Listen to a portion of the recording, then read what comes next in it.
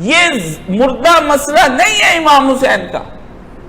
باور کرایا جا رہا ہے کہ 14 صدیاں پہلے امام حسین کا مسئلہ جو تھا وہ اس وقت تھا اس لیے گزر گیا. یہ آپ کو پٹی پڑھائی جا رہی ہے. نہ تھا نہ گزرا ہے. ہم امام حسین کے بعد ہر دن ہمارا کربلا کا دن بنا دیا گیا ہے اور ہم میں سے ہر ایک کو حسین ابن علی بننے پہ مجبور کیا جا رہا ہے اور ہر زمین کربلا بنا دی گئی ہے اور ہر دن اشور بنا دیا گیا ہے. عزیزو، یہ کوئی جذباتی باتیں رسول اللہ کے بیٹے کی بات بھی نہیں اب رہ گئی ہے. ہمیں ایک اسوہ چاہیے. ہمیں وہ اسوہ لا کر دیں کہ ہم کس کے پیچھے چلیں، کس کے پیچھے چلیں جس سے نجات حاصل ہو جائے. کون ہے اس راہ میں ہمارا امام؟ یہ جو 2 رکعتیں پڑھانے والے امام، یہ تمہیں جمعے پڑھانے والے امام، یہ عیدیں پڑھانے والے امام، ہاں جی، تمہیں قرات کر کے حق قرآن ادا کر کے دکھا دیتے ہیں کہ اس نے اتنی اچھی قرات کی اور حرم میں کی. اور وہ امام کعبہ جب آ رہے ہوتے ہیں تو جتنے اس کے دائیں بائیں ہوتے ہیں پیرے لگے ہوئے ہوتے ہیں جیسے امام کعبہ نہیں خود کعبہ ہی آ رہا ہو. ہاں جی، اتنے موٹے امام، ملوں کے بالک امام. ہاں جی، یہ امام یہ ممبروں پر چڑھ کر تم لوگوں کی قیادت کر رہے ہیں. 2 رکعتیں پڑھانے کے بعد کہتے ہیں پڑھو اور جاؤ اپنے گھروں کے اندر. قوم کیا ہے، قوموں کی امامت ہے کیا چیز، یہ کیا جانے بیچارے 2 رکعت کے امام اقبال نے کہا تھا.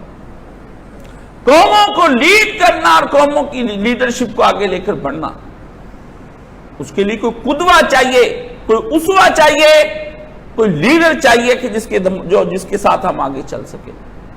دکھائیے کہ اس نے اپنے آپ کو اس طرح سے پیش کیا ہو جیسا کہ امام حسین نے پیش کیا. اس لیے امام حسین کا ذکر جو میں کر رہا ہوں وہ اس بنا پر کر رہا ہوں کہ میں امام حسین کو بطور مربی لے رہا ہوں، ایک ایسے مرشد کے طور پر لے رہا ہوں جو مسلسل ہماری تعلیم و تربیت کر رہے ہیں. اور امام عاشقہ پورے بطول اقبال نے یہ بات کہا تھا. اس نے کہا حسین عاشقوں کا امام ہے، جو خدا کے عاشق اور محبین ہیں ان کا امام حسین ہے. بیٹا فاطمہ کا ہے، بیٹا علی کا ہے، نبی کے جگر کا ٹکڑا ہے. لیکن ہمارا کیا ہے، یہ تو ساری نسبتیں حسین کو حاصل ہو گئیں کہ وہ فاطمہ کا بیٹا ہے، وہ علی کا پتر ہے، نبی کا نواسا ہے. ہمارا کیا ہے امت کا؟ کہا اس امت کے اندر کے جو محبین خدا کے عاشق ہیں، اللہ سے پیار کرتے اور توحید میں غرق ہو چکے ہیں اور صرف ایک خدا کو چاہتے ہیں اور اسی ایک کا نظام زمین پر لانا چاہتے ہیں اور اسی ایک کی حاکمیت کو ماننا چاہتے ہیں اور اسی کے قانون کو اپنی ذاتوں پہ امپلیمنٹیشن کر کے اس کے سامنے سرخرو ہونا چاہتے ہیں اور جو خدا پر قربان ہو جانا چاہتے ہیں، اس پہ فریختہ ہو کر مالو جانو اولاد سب کی سب لٹا دینا چاہتے ہیں اور وہ خدا کے سامنے اس طرح سے پیش ہونا چاہتے ہیں کہ ان کے جسم کے مسلے ہوئے ہوں اور وہ جسم کٹا ہوا ہو اور پھٹا ہوا ہو، وہ خدا کو اپنے عشق کا ثبوت دے رہے ہوں. خدا پوچھے ملک ھذا میرے بندہ تیرے ساتھ کیا ہوا؟ وہ کہے یہ کان آپ کے لیے کٹایا، یہ ناک آپ کے لیے کٹائی، یہ آنکھ آپ کے لیے نکالی، یہ ہاتھ آپ کے لیے قربان کر دیے ہیں. ان میں جو امام ہے اس کا اسوہ اس کو کہتے ہیں امام عاشقہ، عاشقوں کا امام جس کو حسین ابن علی کہتے ہیں اس لیے ہے. مرشد سے پوچھا جائے گا مرشد راہ راست کون سی ہے؟ وہ مرشد جس کے بارے میں سلطان باہو نے کہا تھا کہ مرشد ویک نہ میں رجا باہو ہے لوں لوں دے مڈ لکھ لکھ چشمہ تے ہک کجاں باہو. میری پورے جسم کا ایک ایک بال جو ہے وہ اس کی لاکھوں آنکھیں بن جائیں ہر بال کی. ایک بند کروں آنکھ اور وہ آنکھ دوسری کھلے، یعنی 24 گھنٹے وہ آنکھیں کھلی رہے اگر تھکنے کے بعد. تو کہتا ہے میں مرشد کو دیکھتا رہوں. مرشد دادی دار باہو من لکھ کروڑا حجا ہوں. مرشد کو کیوں نہیں دیکھنا بند کرنا؟ کیونکہ مرشد اپنی ذات میں سراپا مربی ہوتا ہے، وہ تربیت میں ہوتا ہے۔ ایک آنکھ تم نے جھپکی نہیں مرشد کی جانب سے، لاکھوں میل دور جا پڑو گے۔ آپ کا معمولی لمحہ، آپ تو کہتے کبھی جمعہ پڑھو یا نہ پڑھو، درس سنو یا نہ سنو، کبھی آؤ دین کو مزے سے سننے کے لیے اور کبھی نہ آؤ، مستقل غیر مستقل مزاجیاں آدمی کو دور لے جاتی ہیں۔ حسین وہ مرشد ہے جہاں سے غافل امت ہوئی ہے، ابھی تک پھر دوبارہ سے تمہاری امت کی دینی راہ اور امامت اور تمہارا نظام حکومت پٹڑی پر نہیں آیا۔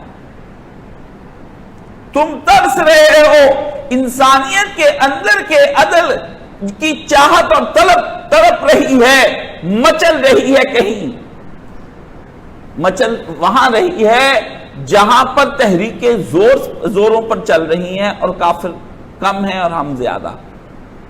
تڑپ وہاں رہی ہے جہاں کافر زیادہ ہیں، فلسطین و غزہ کے اندر، اور مسلمان تڑپ رہے ہیں۔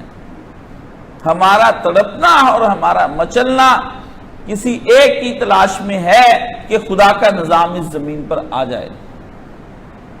تو یہ تھوڑے سے لوگ یہ چاہت کر رہے ہیں، باقی جاوید احمد غامدی نے، وحید الدین خان نے، ان ناصبیوں نے، ان ریالویوں نے، انہوں نے تمہارے اندر سے غیرت ختم کر رکھی ہے۔ یہ صرف تم کو اپنا پرستار کرنا چاہتے ہیں۔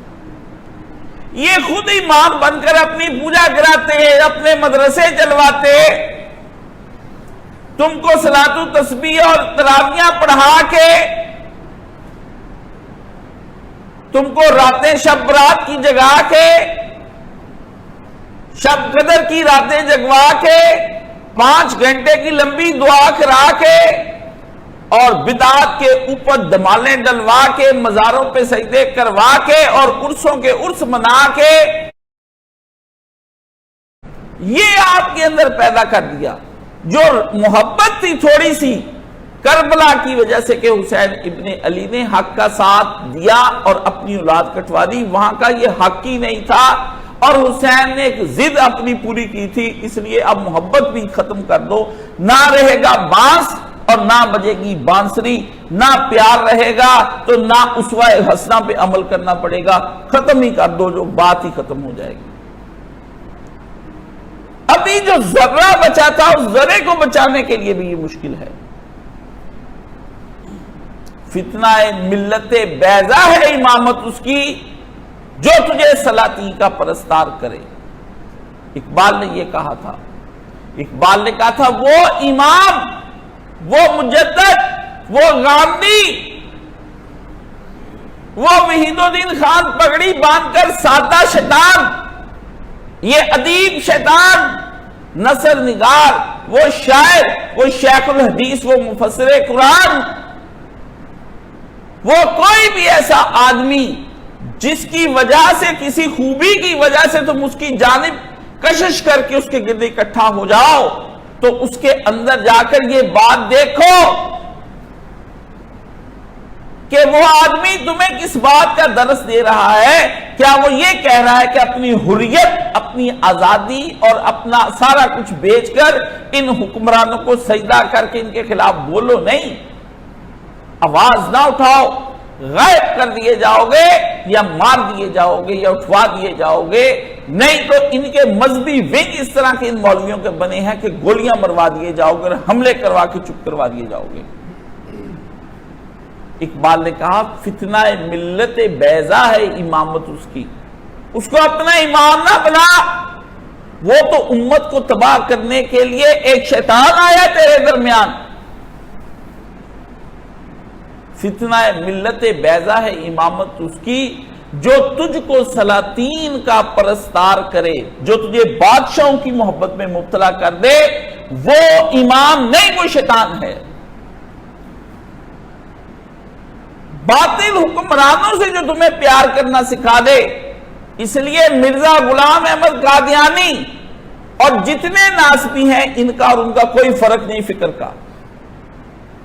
ہر یزیدی مولوی مرزا غلام احمد قادیانی کا ایجنڈا پورا کر رہا ہے، اس ملعون کا، اس نے بھی یہی کہا تھا کہ انگریز کی حکومت جو ہے وہ ہماری اوپر خدا کی رحمت کا سایہ ہے، اس لیے اب جہاد بند کر دو، اب بولنا بند کر دو۔ دیکھنا تو یہ ہے کہ فکر کیا ہے، نام اور کتابوں میں کچھ نہیں، سبق کیا پڑھایا جا رہا ہے، سبق کیا پڑھایا، وہ اسلام کے نام پر پڑھایا جا رہا ہے، وہ سیکولرزم اور لبرلزم کے نام پہ پڑھایا جا رہا ہے، وہ تجدید احیاء دین کے نام پر پڑھایا جا رہا ہے، وہ میٹھے میٹھے لفظ واپس چلے جاؤ، اپنے اپنے گھروں میں جاؤ، تمہارے دائیں گال پر کوئی تھپڑ مارے تو تم بایاں گال اس کی جانب کر دو، مارنے والے کا ہاتھ نہ روکو، گالی دینے والے کو کہو کچھ نہ، اپنے گھروں میں داخل ہو جاؤ، اللہ کے دین کی جتنی مرضی پر کھٹے اڑ جائیں وہ تم کو نہیں اس کی فکر کرنے کی ضرورت ہے، خدا جانے تے قانون جانے تے عمران جانے،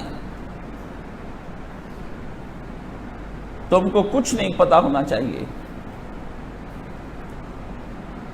تمہیں خاموش ہو جانا چاہیے، جاؤ اپنے گھروں میں جاؤ، اپنی اولادوں کو بچاؤ، اور اس کے علاوہ تمہیں کوئی اور کام نہیں کرنا چاہیے۔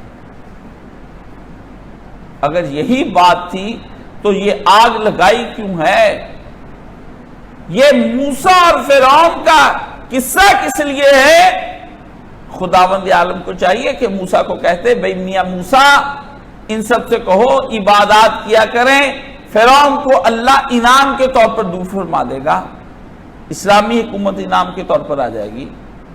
یا ابراہیم یہ آپ چخا میں کس لیے ڈالے جا رہے ہیں، آگ میں کس لیے ڈالے جا رہے ہیں، ضد کس بات کی ہے؟